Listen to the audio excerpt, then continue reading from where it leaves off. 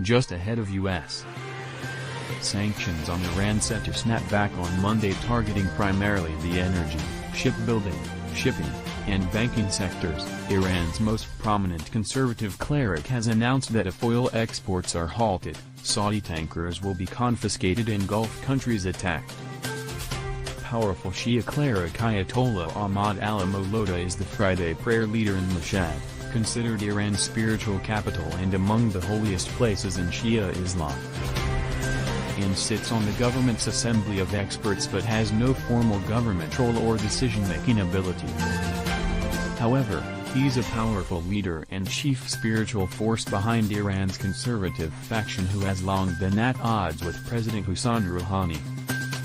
Iranian opposition sources report that al-Mawlota told his followers during his Friday prayer sermon, "If we reach a point that our oil is not exported, the Strait of Hormuz will be mine." Saudi oil tankers will be seized and regional countries will be leveled with Iranian missiles. The cleric is further reported to have declared that Iran has the power to instantly create conditions for $400 a barrel oil prices if it decides to act in the Persian Gulf. He said, as reported in regional opposition media, if Iran decides, a single drop of this region's oil will not be exported and in 90 minutes all Persian Gulf countries will be destroyed. After 90 minutes the US, the UAE and Saudi Arabia will be destroyed in 60 minutes. Beware of the day we go after Israel, too. And we haven't even started with Israel. We'll have nothing in this country. That's why they want us to round up our missiles.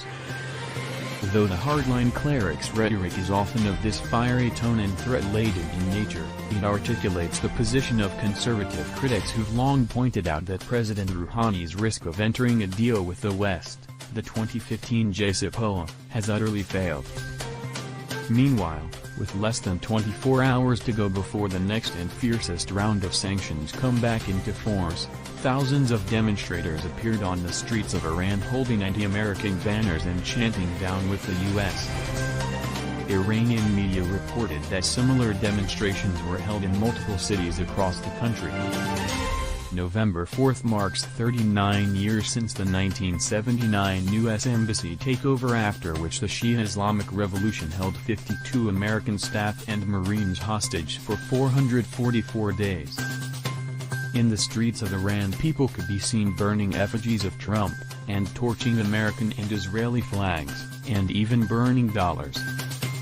White House officials have openly declared that Washington is waging economic war against Iran, with Secretary of State Mike Pompeo saying on Friday, "The administration's efforts to change Iranian behavior are far broader, far deeper," hinting that it's part of a broader package that includes covert regime change efforts.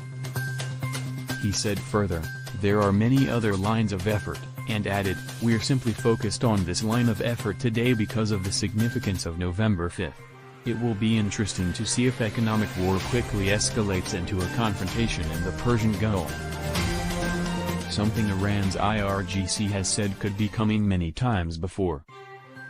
However, as Tehran tries to cling to a lifeline in the form of European countries willing to find ways to circumvent the US-led sanctions, it is unlikely that the Rouhani government would ever give the order, yet those IRGC operatives loyal to the hardline clerics might.